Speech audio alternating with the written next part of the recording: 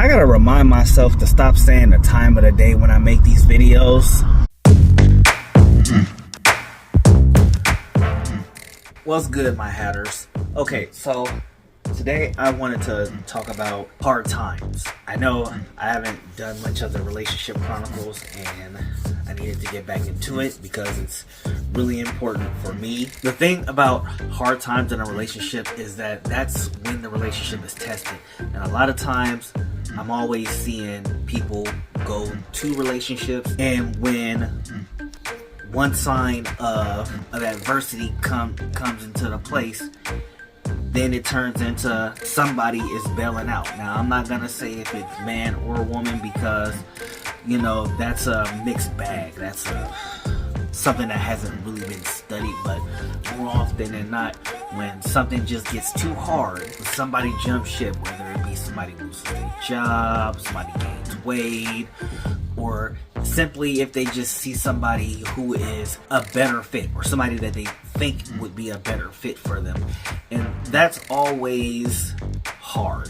Starting a relationship just to end it on the slightest chance that something might go wrong. I've never had that mindset. In fact, believe it or not, I've never ended a relationship based on the first sign of trouble, right?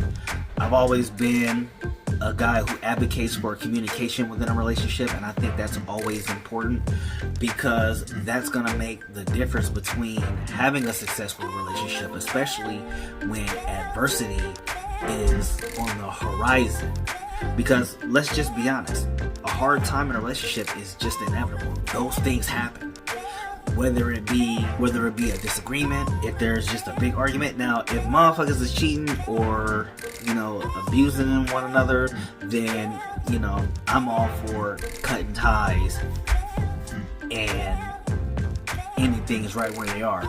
But if people are going to be petty, or if it's going to be, you know, just issues there, you know, you can always just talk your way through those and try to make compromises, try to make understandings, because communication is everything. And a lot of people don't want to have those hard discussions because that's really the only way a relationship can really move forward, is if people are having those really hard conversations. I actually had to do that not too long ago with Tashi. And trust me when I tell you guys, having those really hard conversations, and we got more to come, that's just inevitable.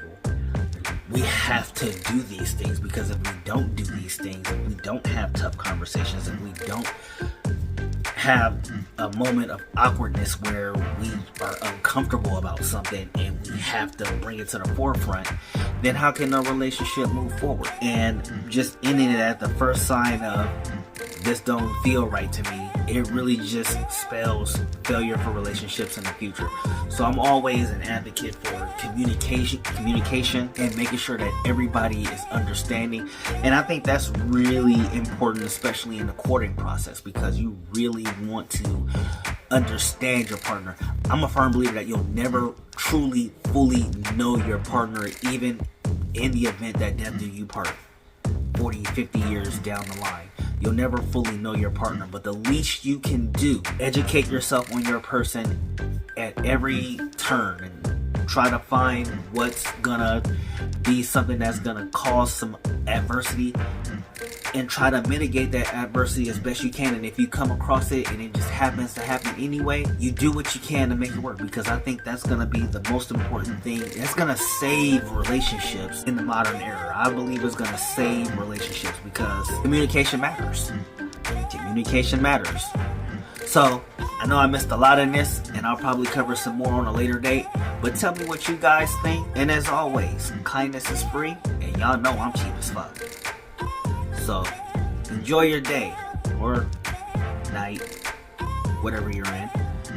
And of course, stay mad, my ass.